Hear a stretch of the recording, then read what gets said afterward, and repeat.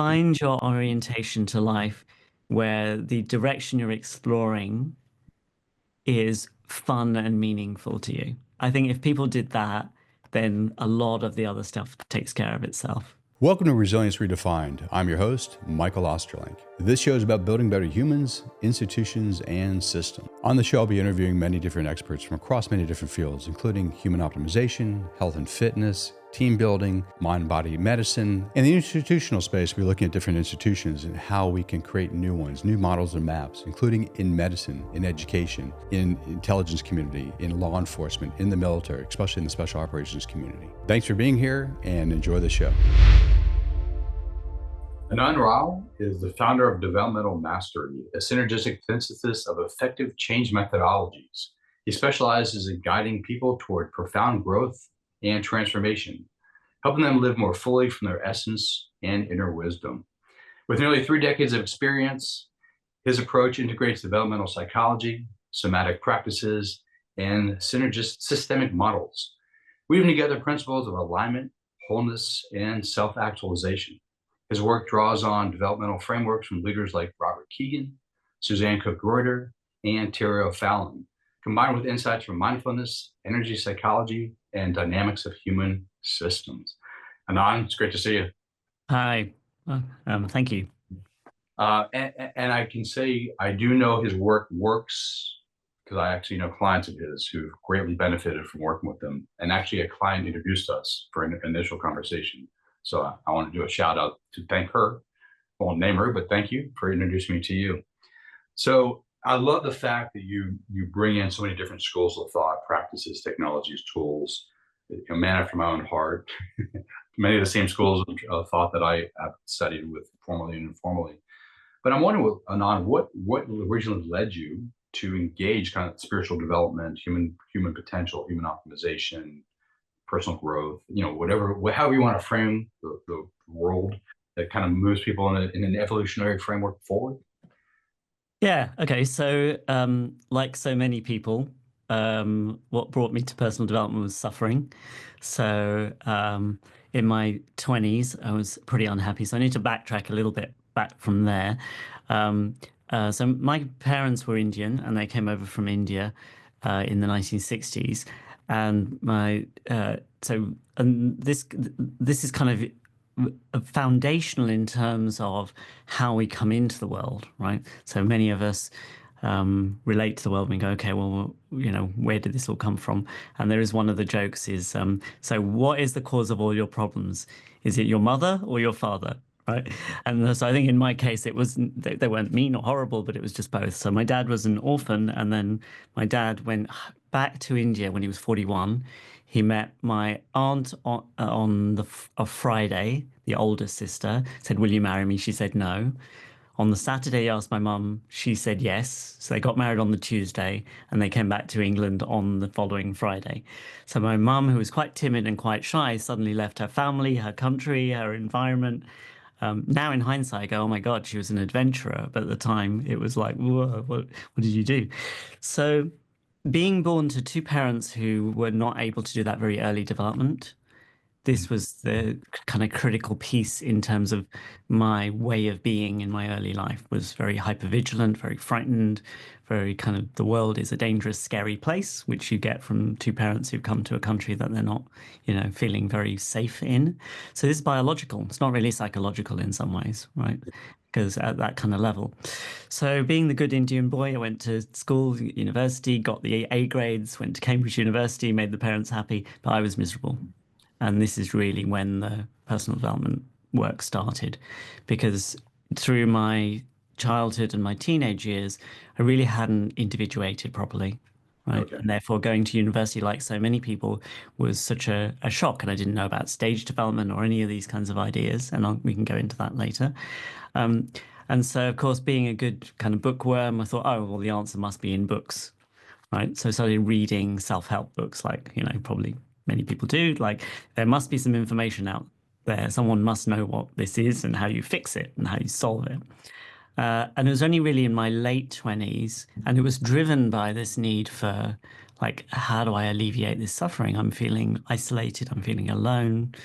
not connecting. I went to a single-sex school, and therefore not, being frightened of women and not connecting on that front, and that brought a lot of shame.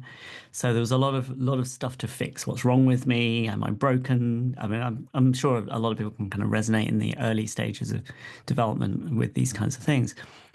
And it was only really in my late 20s when I started doing some NLP work with Richard Bandler, who developed NLP, that it was the first realization that actually that change has to be embodied, and it can be systematic, right? That we can go about change in a very predictable kind of way. But it was too mechanical. Those guys were a bit like, okay, put a human being in front of me and I'll fix them like someone fixing a car. And that really set off the journey once a few things got sorted and a bit more healed. Is this then went into more of the, hang on a minute, what are these Zen guys writing about? What is beyond existence and non-existence? And like, how come they get to have these experiences? I want to know. And so I think it moved from something's broken and I have to fix it to more of what you're talking about, this kind of fascinated creative exploration of what it means to be human. So. All right, so let me reel you back a little bit in time. So when you first opened up to the idea of like you're broken, you need to be fixed, when was this? What years or so that initially? So this was pretty much at university, so 19, 20 years old. I had been the good Indian boy, gone to school, come back, gone to school, come back, gone to school, come back. I went to university and found all these people had girlfriends and they'd been traveling and they'd had jobs. And I felt like, oh my God, I'm so far behind. I've But reached 19 and like I missed out on life. what years were this? Your This so I'm 54 now, so this would have been so when you say so age would have been like 19 to 22. This was when was this 89 to 90, 92, Okay. something like that, So I'm 93. just trying to think like who were popular new age or personal development gurus of the time. Do you remember who you read at the time? So it was people like uh, Carlos Castaneda was a Yeah. profound influence on me and those kinds of things. Tony Robbins was around, but I never really resonated with that, I have to say, all the way through. Paul McKenna in the UK was famous hypnotist, was doing a lot of change work. And then I think because I didn't really know who the popular people were, I would just go to the bookstore. And in those days, you used to have like the self-help section. And once you got over the shame of standing there, just go, well, what do I fancy? And just kind of started picking out different books on all kinds of different things. Alan Watts, Ram Dass, any of those That guys? was yeah, that was later, right? So initially it was very practical. It's like, how do I fix this? But I think the on that front, all of the Advaita, Vedanta, and Zen, I've got quite an affinity for Zen, and so yeah, very much the be here now. Yeah. Um, Alan Watts is the wisdom of insecurity. What are you talking about? There's nothing good about insecurity. Right? So reading that was quite a kind of a nice shift from Alan Watts. Yeah. Your explorations, it sounds like a lot of it was more Eastern oriented, like Yeah. the Buddhist and the Hindu traditions. Was there any explorations of like esoteric Christianity, Islam, Judaism, shamanism? Did any of that kind of play a role in your formation? Yeah, so to shamanism to some degree, not so much on Western methodologies until later on with people like Ken Wilber and Western adult psychological development, and kind of stayed away from conventional therapy. So Freudian, Jungian, Adlerian, all the those kind of Western methodologies and Western philosophy as well, actually, until a little bit later on. A little bit of a dabble into Kabbalah, but nothing much to mention. Yeah. So it's been kind of mainly uh, Eastern mysticism has been a kind of interest, Tibetan Buddhism, Zen, Advaita. This is actually really where I reconnected to my kind of Indian heritage, going, right, rather than rebelling and going, this is just people who tell you what you should do and you have to follow the rules and be a good little dutiful. So it sounds like at the very beginning is more psychologically oriented, like a Tony Robbins, fix me, fix my thing, That's right. NLP, although it's more comprehensive, just fix, but like that kind of stuff. And then I hear you say that it moved into more of the spiritual stuff, and I heard developmental psychology started being added in, so really curious about how that showed up. Yeah, so the NLP stuff was sort of very mind-based, the way I learned it. Um, then there was an interest in the more spiritual, but that took me even further outside my body. Right? And it was only when I read some of the Ken Wilber stuff, which is mind, body, spirit, shadow, have practices for all of these, that I thought, hang on a minute, I've completely missed out the body, right? And certain changes don't occur. Certainly, from my experience for those years, um, women don't notice you unless you're in your body. If you're floating around in space, maybe you can meet another person who's also floating around in space, right? That maybe can work that way. Um, and so that's really, and things like EFT tapping really seem to get at something that the mind stuff wasn't at the time. And I didn't realize that some of the spiritual practices I was doing, like Zen, took me further outside my body. Mhm. And so what I hadn't realized at the time was that I have a native connection to this kind of oneness state, right? But my journey is more a descending path, right? Coming into grounding and into embodiment and integrating all of it, basically. And so the Ken Wilber stuff also made a lot of sense of the psychology, and that there's nothing wrong with you. These are the developmental stages, and if you resolve the challenges at any particular development stage, we naturally move on through these levels. I still see people who are still trying to climb the levels rather than the basic adage is get healthy where you're at. If you can today engage your challenges sincerely, right, just as they are today, the rest of the system will take care of itself. This is kind of really good adage. Yeah, and actually, let me ask a question of that. We won't necessarily do deep out this for a moment, but I could imagine that some people could be at a higher stage of development, just say second tier yellow using Ken's model or Don Beck's model, Power Dynamics. But you still have level 4 wounding or level 3 wounding or level 2 wounding. So although your center of gravity is a little bit higher, you still might be operating on some wounds from or less completed level of development. Is Very that much so. And I couldn't have like proper boundaries and all those things. And so where I had to work is 1.0 and 1.5, which are magenta and red, like the foundational stuff, because it is a system. It's not just earlier, it's a whole full dynamic system. And the combination of that and the understanding of energies, like what's my energy, what's not my energy, okay? these boundaries I didn't even have this distinction. I remember sitting in Harvey Nichols, which is a department store, posh Yeah, department store yeah, in the UK, right? yeah. And suddenly my body suddenly started feeling really horrible.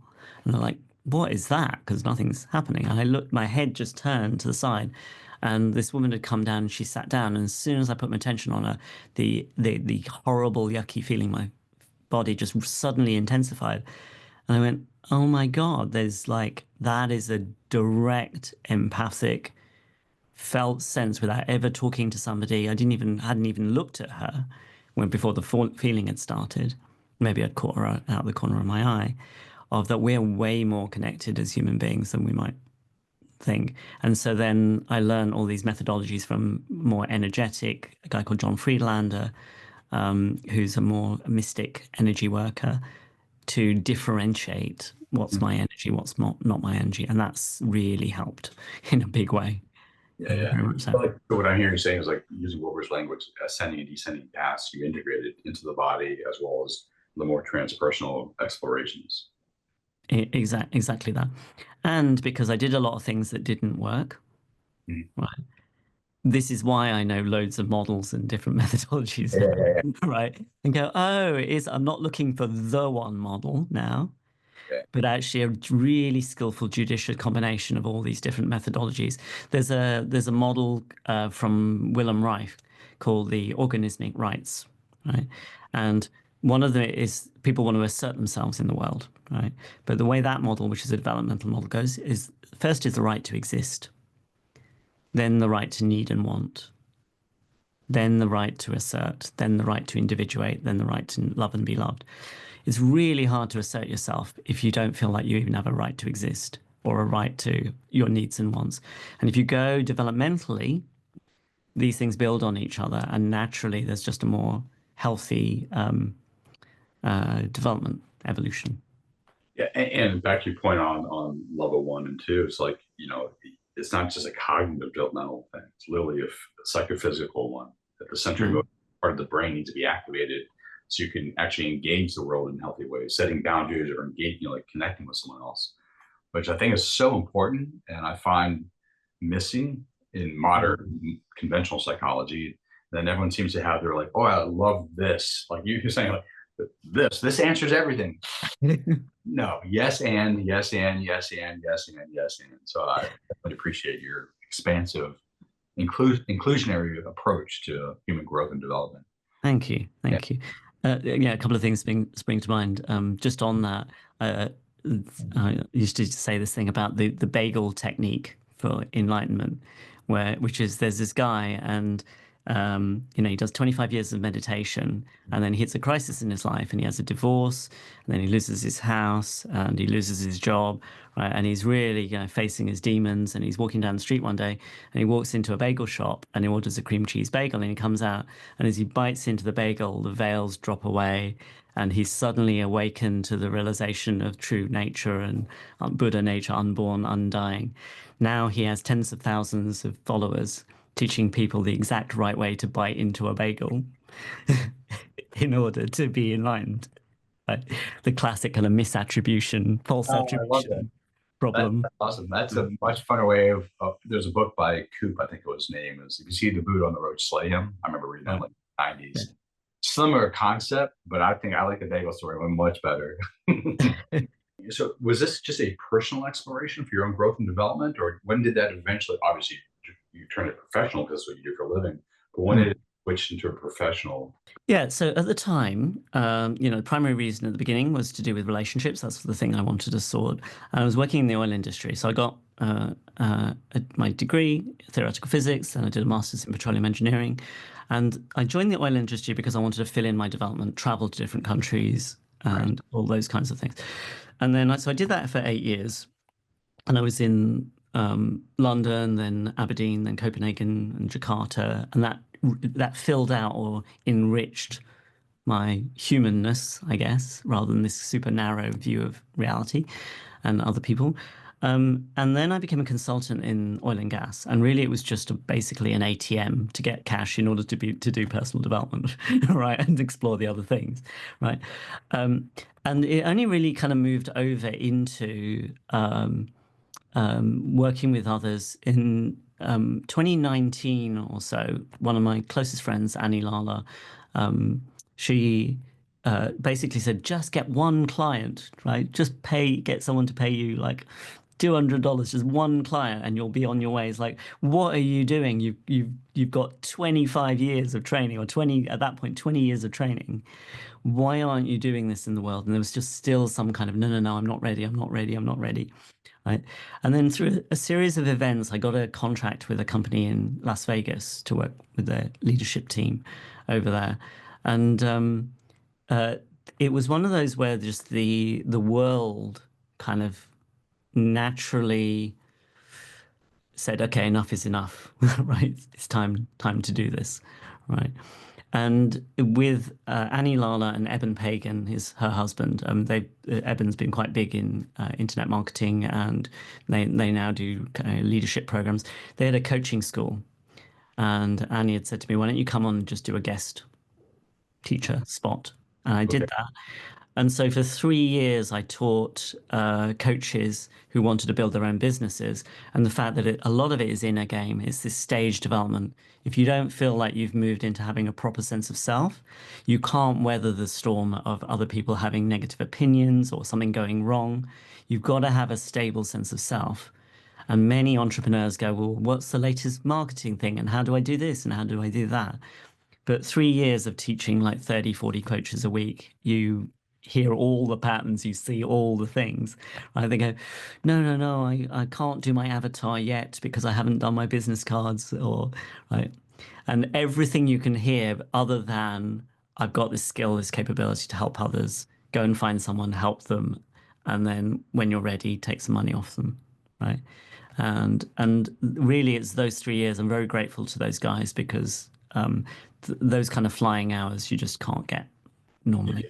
Yeah. And then 2.5 years ago, this developmental mastery was born out of all the different things and all the methodologies. I went, oh, this person needs early development. This person needs an awakening practice. This person needs to know about energies. This person needs to heal their archetypal family systems, energetics, and societal programming. How do you, when you sit with a client, determine where their development needs are that you can put your time, energy, and resources into with them? So at this point, it's just having seen the patterns over many, many years. There's a certain degree of intuition. So Okay. internally asking, because we're in a connected field right now between you and me, and on a very surface level sense, oh no, right? In a surface level sense, my answers are dependent on your questions, right? But they're also dependent on the energy, right? The energetics between us in this dynamic. We're in this field and we're constantly communicating even beyond just the words, right? Right. And so there's a felt sense of what's going on. And my very early, what I described was that I could become like the other person, like the woman in Harvey Nichols. So that is a curse, right, on that side. But once you get a capacity for it, it becomes a skill. You can read the dynamics and the energetics. And the other thing is being willing to turn on a sixpence. So you start one thing, if it's not working, you go, okay, this is more efficient. Let's move over here. Let's go and let's try this. So I'm really focused on elegance these days for change, because one methodology, it could take like weeks or months, and a different methodology, it creates a shift in maybe, minutes or a couple of hours. So I love that. The energy, intuitive grasp. Yeah. Okay. I imagine also somatically reading patterns and eye contact and smiles or lack thereof, there whatever. was a there's a situation where there's a particular technique where it comes from David Grand brain spotting, right? Where you locate a point in front of you, right, in space, and it seems to be in EMDR you move your eyes left, eyes right. This is a methodology called eye movement desensitization. David Grand noticed that if you put your attention in some location in space in front of you, then suddenly some whole kind of bunch of reprocessing can start because the person's eyes will never go to that place, right? They're just avoiding, the old, what are you avoiding? That kind of thing. Thanks, Bob. Yeah, brain sorting. And so I was on the phone with this guy once and said, put your attention on the specific point in front of you, right? And I said, move left a little bit, now up a little bit, and then forward a little bit. And I go, there, just stay there, right? Can you feel that like there's an energy release in your body, right? And it was only then, this kind of feels a bit weird being English, kind of bragging, but it illustrates the point. He goes, how did you know that? We're on the phone. There's no video, right? Right. And you can get this feeling sense. We haven't even reached the limits of what's possible with human beings. I heard the number one podcast in the world at the moment, or just recently, was on telepathy and these autistic kids who can. Oh, yeah. Yeah. I listened to that a couple weeks ago. Yeah. Yeah. And I think if you can manage this openness, then we can read across time and space. This is a thing. And with my science background, engineering background, I go, even if it isn't true, so long as it's systematic and we can get the changes, which is what we're caring about, then in an absolute sense, I'm not too bothered about whether it's true or not. Yeah. That's kind of my approach to some of the ancient healing systems, Chinese medicine, Ayurvedic. And actually, I've studied and been patient for like 30, 40 years in these systems, and I think they're beautiful. But I'm like, maybe there aren't the meridians as they understood them based on the chi and all that stuff, but they have an effect. So I think it's interesting as a cultural phenomenon, and perhaps as a view of a reality, like that system is accurate, but you can make it or it's like, but there's an effect there when you do these certain things. What's the mechanism of action? Maybe it's not that, maybe it's something else, but those are really both cool things to explore, I think. Yeah, exactly that. And when I used to work in oil and gas, I used to do simulation. So we used to simulate the oil fields in a computer. And in those days, the computers weren't powerful enough to model the oil fields in incredible detail. Now they have like millions of cells. And what we care about in a model is that something like it is going on in the real world, Okay. right? And this is the difference between truth versus a model, between a theory versus something pragmatic, something that has a predictable effect Mhm. in the world. And so you learn very quickly when you're simulation modeling in oil and gas that what you care about is that this thing you're predicting, something like it happens in the world. My joke is I used to work in energy and now I still work in energy, but it's a different kind of energy. Right. Right. So It's even more physical energy. exactly. And for people who are, save the planet, I gave it up. I don't do oil and gas anymore. So, um, so All right. So obviously you work with individuals. You just walk through a case study with a guy you work with on the phone, which is pretty amazing. And I know you run groups, so I'm going to lead you to like talk about your individual work, talk about your work with groups, how they are different or similar.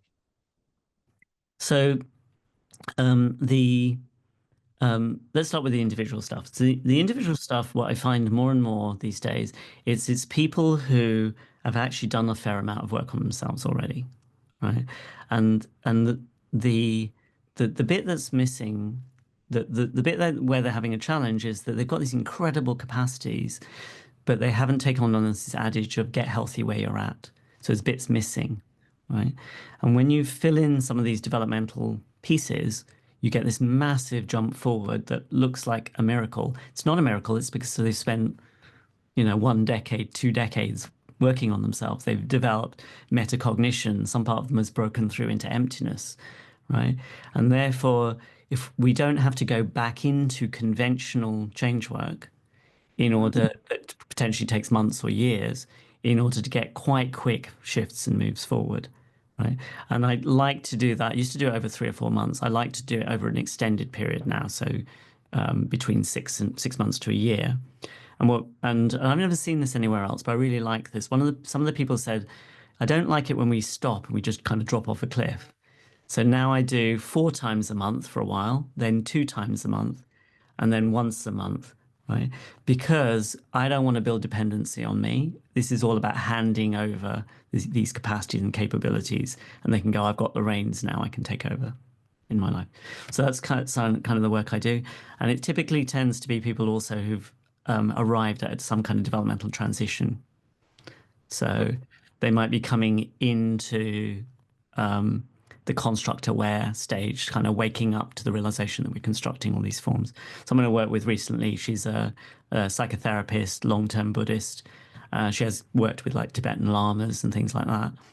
And the some of the non-dual integrations, right? We have all these ideas about what kind of awakening is, right? I did a program recently called Dreams of Awakening, right? Which is that when we think about awakening, if we have an idea about what it is, that's a dream, which is not awakening. Hence, Dogen Zenji said, enlightenment is delusion, delusion is enlightenment, right? Just to kind of dispel that. Yeah. Well, it's Um, like I said earlier, it's like that book, when you see the Buddha on the road, slay him. yes. The concepts they can get in our way to actually see things as they really are. Exactly, very much so. And so I think of it much more ordinary, which is your life getting more peaceful? Are you having more joy? Are your relationships improving? Are you doing work that you feel is meaningful? Are you accepting of this human life in what it is, right? In as it is. And this brings an incredible sense of peace and kind of stillness. One of my leanings is towards effortless effort and Taoism, Yeah. Wu Wei, Yeah. For some that kind of way, methodology. very down. Yeah.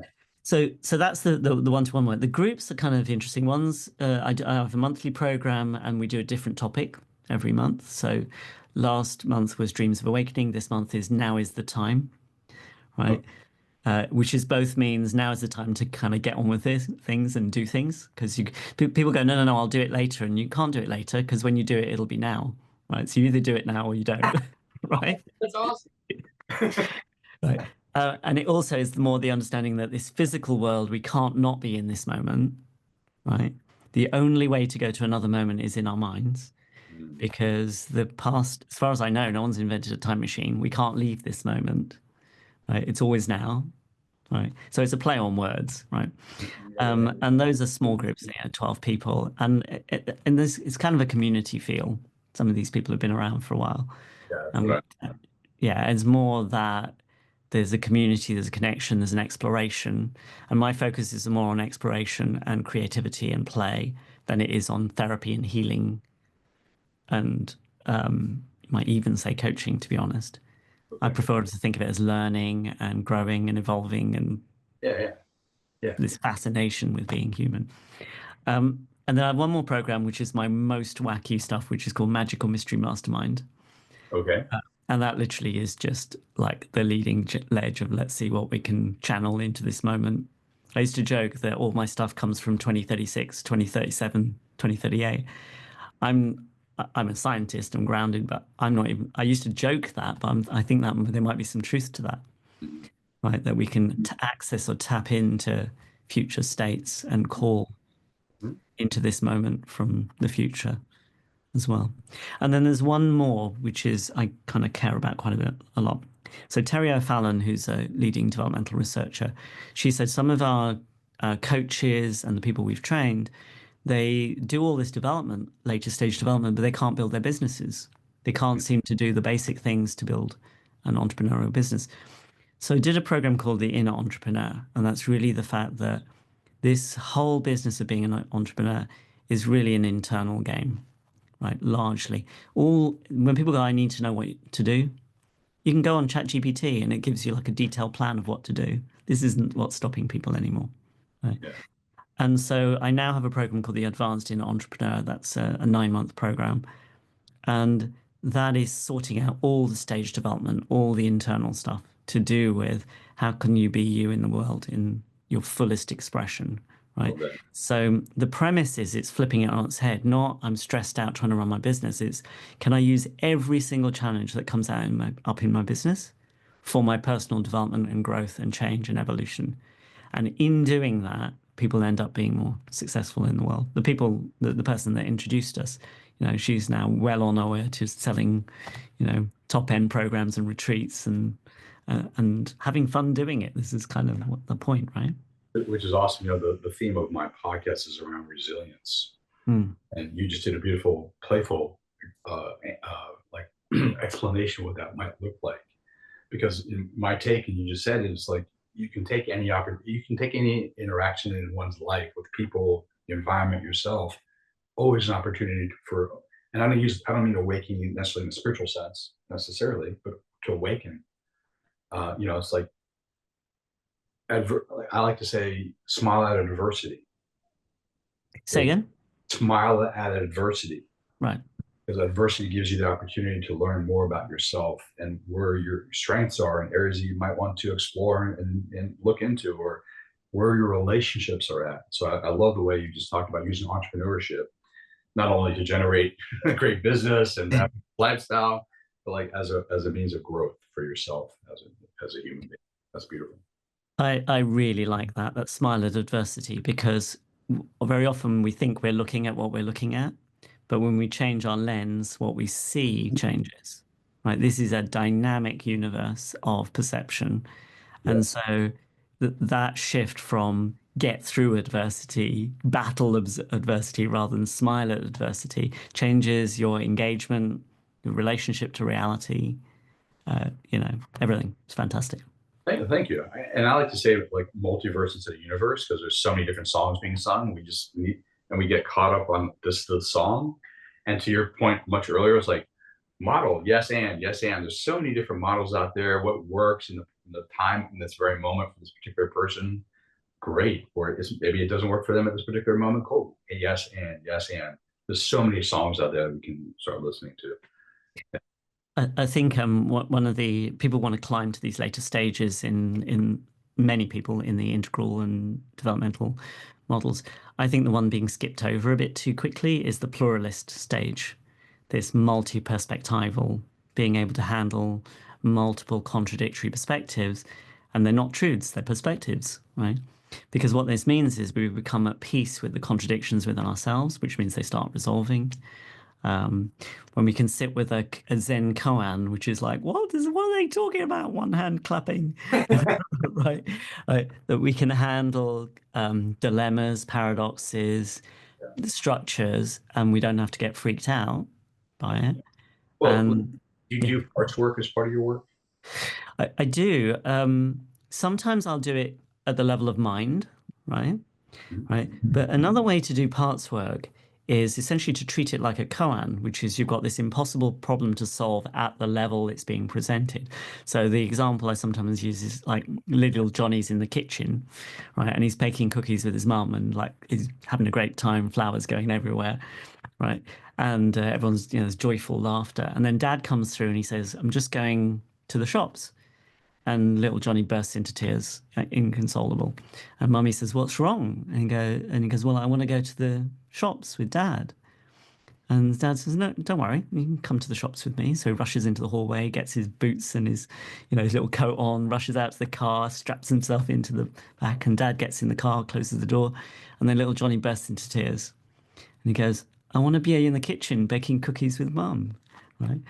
And so many of our challenges in life, and that's kind of a sweet story of a little boy, but I want A, but if I get A, I won't get B. If I get B, I won't get A, and not knowing how to handle that. So one of the ways, the approaches I take is that if you can feel that contradiction in your body, and then rather than trying to solve it with a mental construction, like integration of parts in NLP, breathe through it, maybe Haven, which is a technique to calm down the body, couple of times and feel through that contradiction, then if you've got a holding space for it, you get this emergent resolution that takes you into a place where that seeming contradiction vanishes.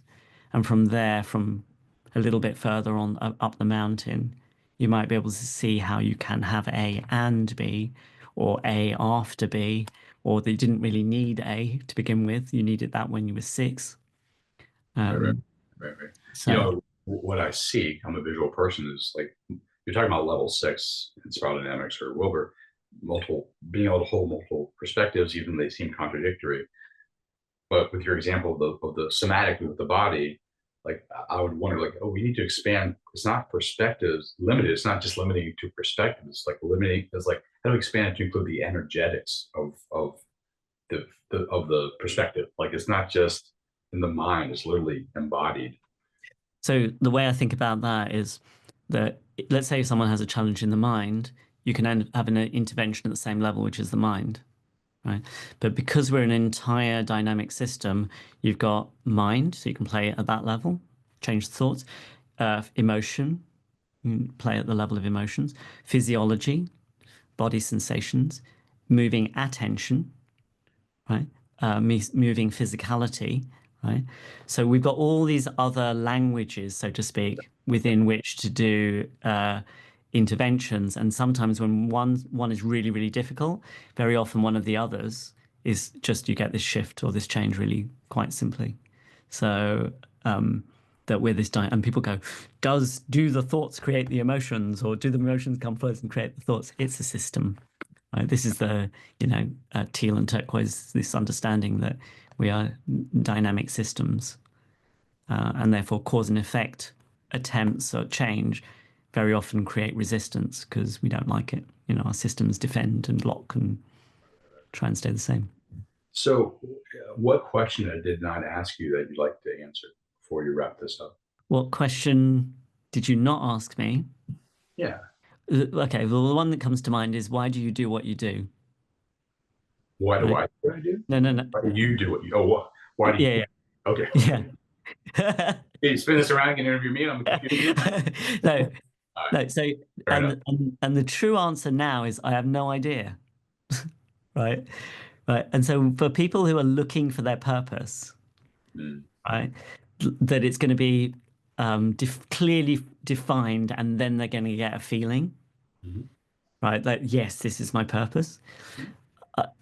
I think this is the true meaning of the follow your bliss, which is find your orientation to life where the direction you're exploring is fun and meaningful to you, Mhm.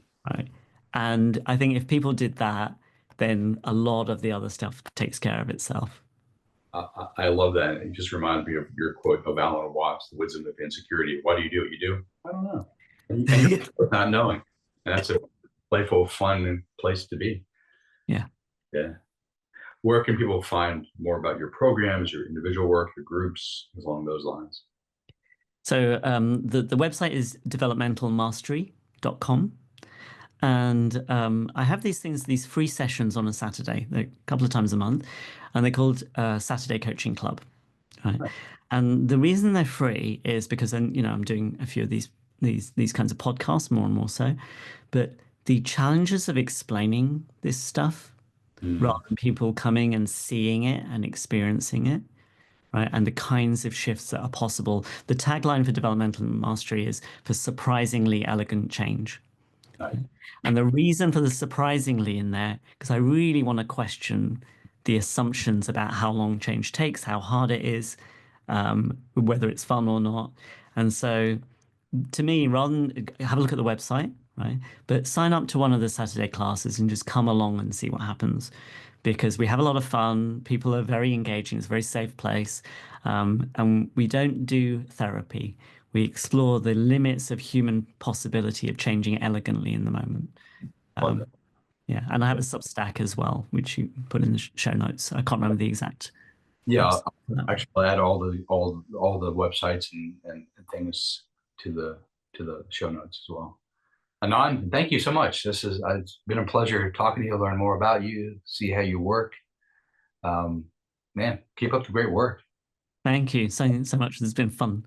Yeah. Kind of, yeah, I didn't in an interesting way when you do this kind of thing, and I really encourage people to go and talk about their work, is that it you integrate it, you kind of yourself, right? And so thank you for creating this opportunity for me to speak about my work. You're very welcome. Take care. All right, bye for now.